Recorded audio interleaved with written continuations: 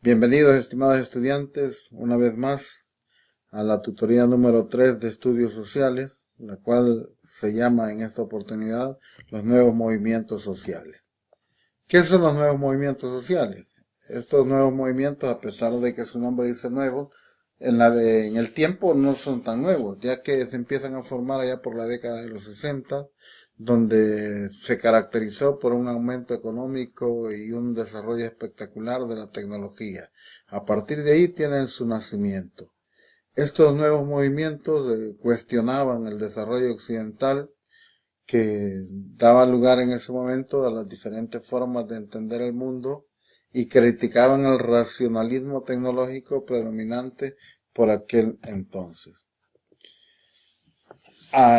En ese momento, pues la aparición de los nuevos movimientos sociales, término que prácticamente quiebra el paradigma político tradicional, dando lugar a un novedoso modelo que cuestionaba prácticamente la forma de vivir de la época y que en ese momento viene y que eh, fomenta lo que es el pacifismo y el feminismo y el ecologismo, entre otros aspectos. Tomaban pues mucho protagonismo en ese momento.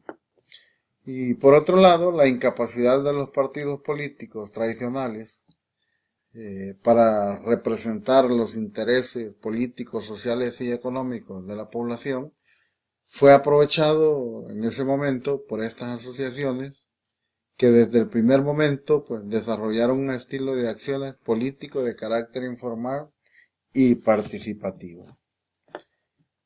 Entre las características de estos nuevos movimientos sociales podemos mencionar que aparte de la independencia de cada uno de los objetivos que ellas tenían, estos movimientos sociales presentaban una serie de rasgos comunes que a la postre pues permitieron identificar a esos grupos. ¿Qué son aspectos en comunes? Pues el surgimiento en común prácticamente pues lo representan. La primera de esas características es una coincidencia cronológica. La inmensa mayoría de ellos surge en esta década, de los 60 al 60, una 70 que se fortalecen en la década siguiente y pues constituyeron prácticamente la novedad de los 90. El predominio de las clases medias en los nuevos movimientos sociales. El segundo de los rasgos comunes a todos estos fenómenos tiene que ver con los miembros. Los miembros que integraban estos grupos, a pesar de que eran heterogéneos dentro de los nuevos movimientos sociales, pues tenían un claro predominio de la clase media. Curiosamente, pues estos grupos, que se vieron mayormente beneficiados por el desarrollo económico de la posguerra, fue el que protagonizó las protestas de los años 70 y 60. Al respecto cabe destacar que no perseguían intereses étnicos o de clase, sino que su lucha se basaba en la defensa de los determinados valores. La tercera de esas características de los movimientos sociales es el que vamos a identificar como el cuestionamiento de la concepción occidental del progreso. En el seno de estos grupos se criticaba el proceso de modernización llevado a cabo desde la Revolución Industrial, pues según ellos amenazaba algunos valores culturales y medioambientales. También denunciaban el uso de nuevas tecnologías para el implemento de omnipresencia estatal. Pero en lugar de dar oportunidad a estas nuevas ideas, en ese momento, el rasgo más importante de los nuevos movimientos sociales, en su peculiar forma de organización, se trataba de modelos descentralizados y poco jerárquicos con una estructura abierta, igualitaria e informal. prácticamente en ese momento, pues, estos grupos formaban una gran familia que posteriormente fueron convirtiendo en los nuevos movimientos sociales. Encontramos formas de organización y modos de protesta muy similares. Sin embargo, los fines de estos grupos, los problemas a abordar, presentaban una diversidad de entre estos. Hay grupos que destacaban por luchar contra el pacifismo, contra los movimientos de cultura alternativa, el ecologismo y el feminismo.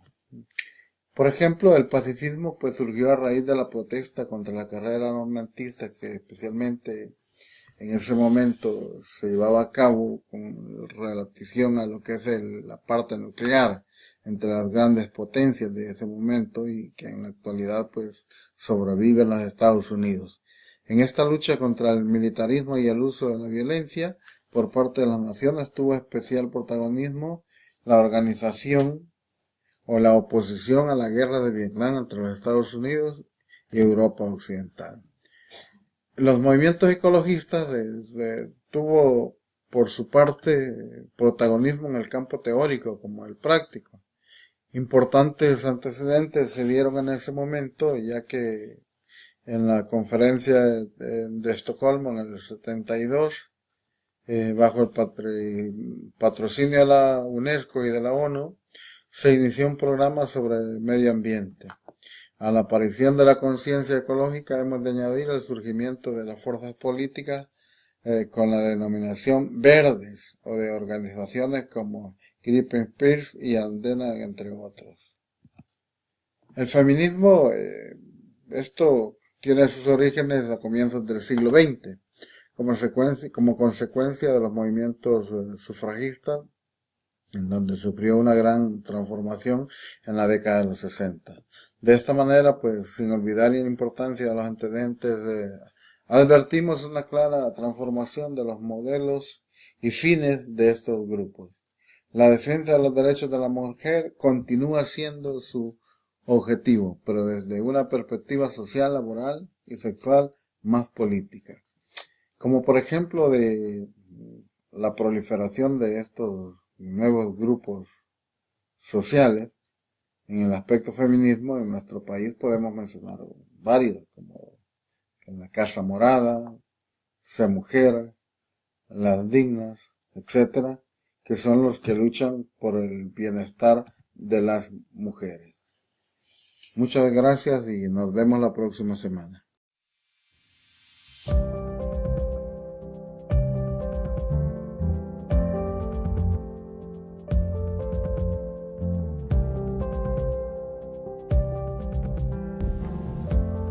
Tradicionalmente se ha dicho que la democracia nació en la ciudad griega de Atenas hacia el año 500 a.C.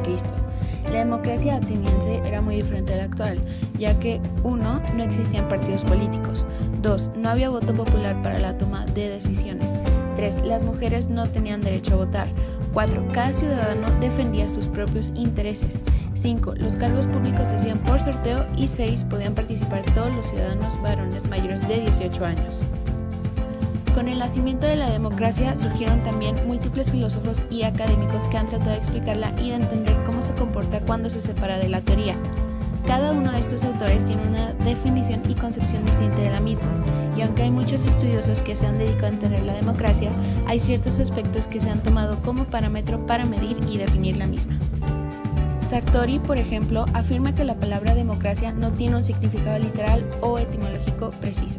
Según él, no nos sirve de ayuda para entender qué realidad se corresponde con ella ni de qué modo están construidas y funcionan las democracias posibles, pues entre el nombre y el objeto hay un trecho muy largo. Pero entonces, sin un concepto definitivo, ¿cómo identificamos una democracia y cuál es la diferencia con los otros regímenes?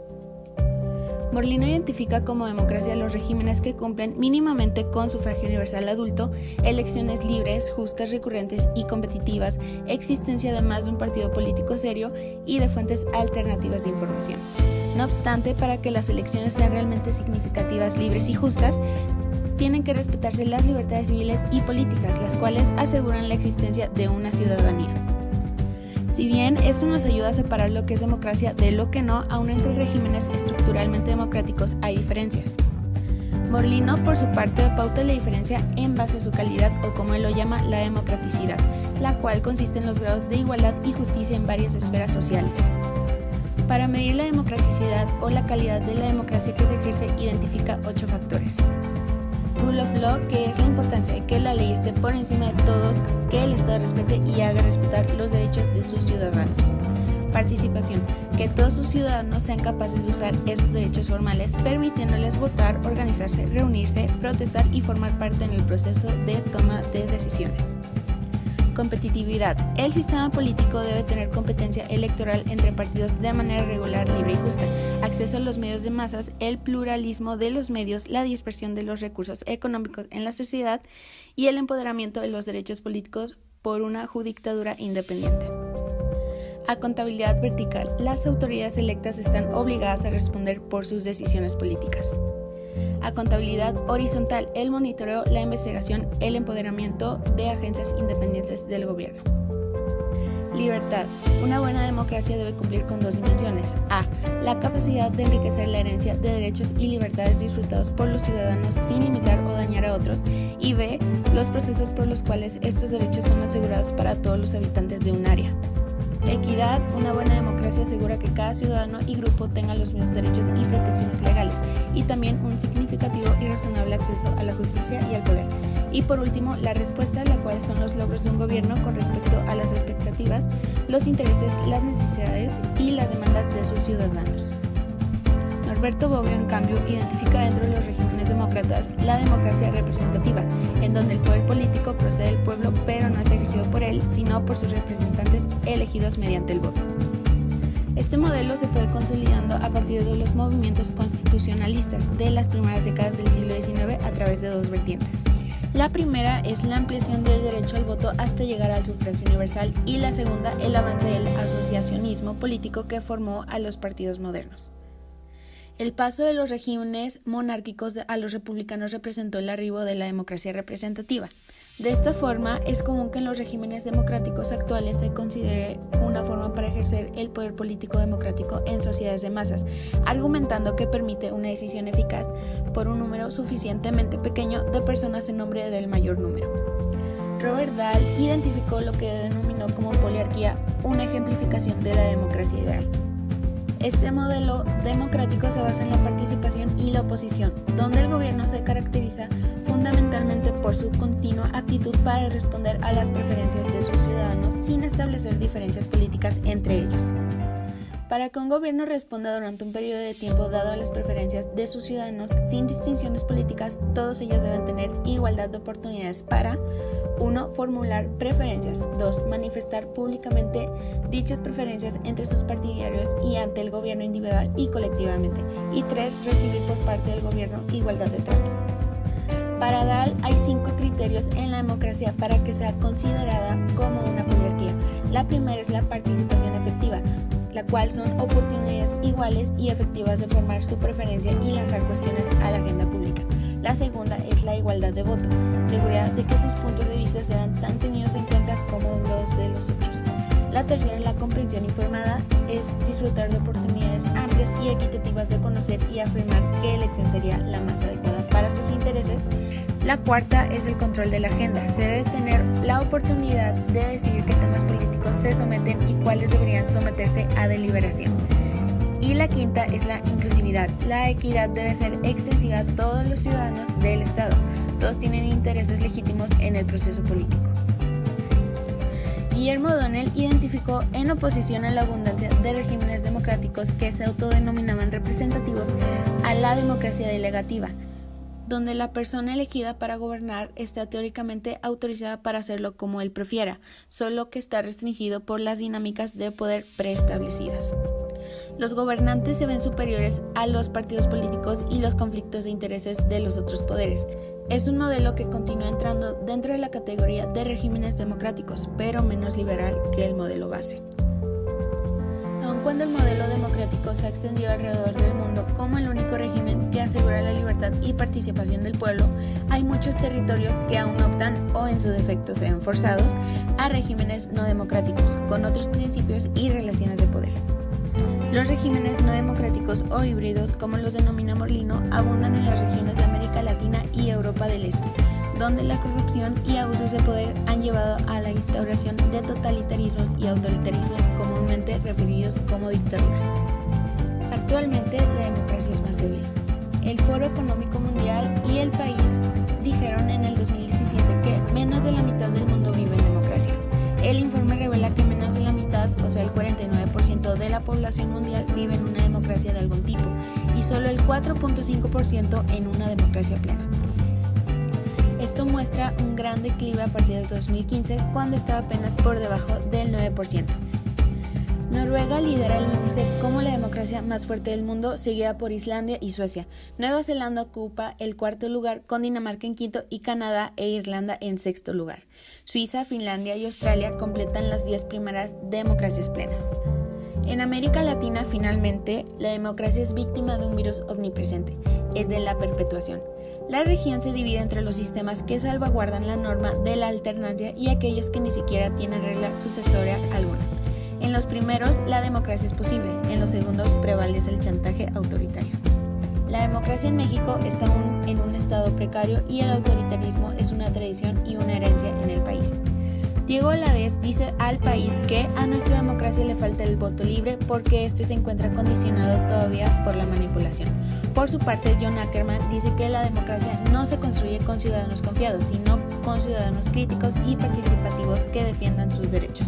Y por último, el Foro Mundial de la Economía pregunta si hay un resquicio de esperanza. El informe de la AIU confirma que la calidad de la democracia ha retrocedido en el mundo, ya que cada vez más el electorado ha quedado desencantado. Sin embargo, parece que hay un resquicio de esperanza en la creciente participación política que esto ha traído aparejado en muchas partes del mundo.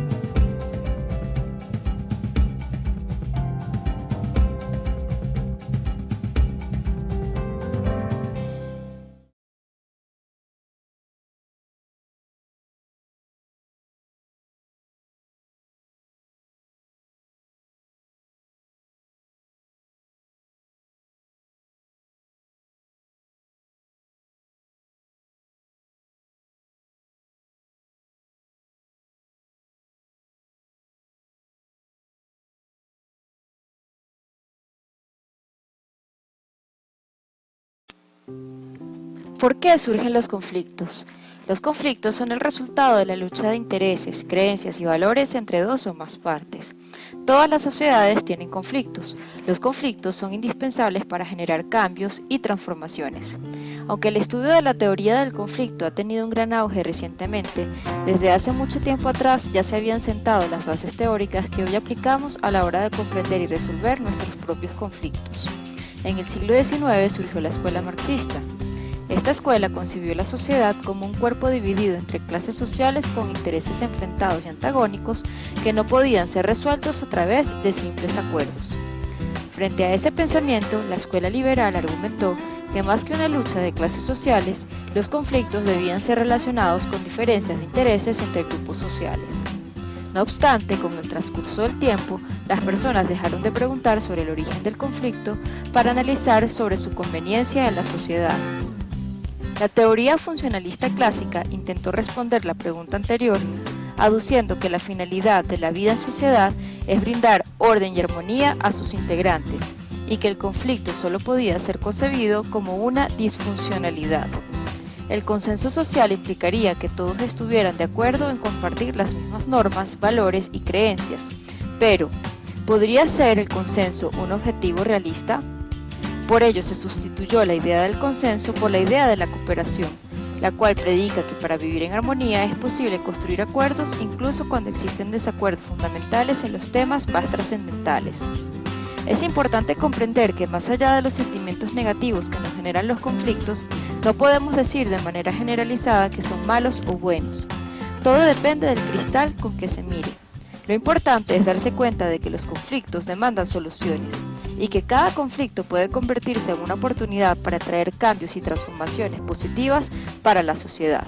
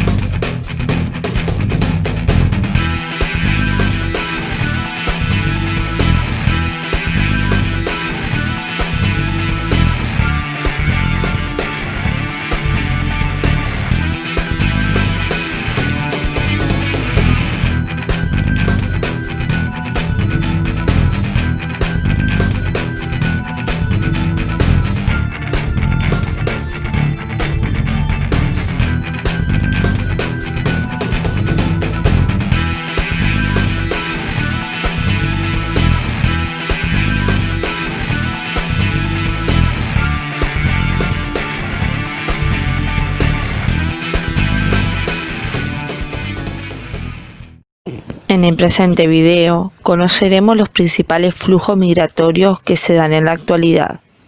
Previamente, definimos migración como el desplazamiento de población de un lugar a otro, que implica un cambio a la residencia habitual.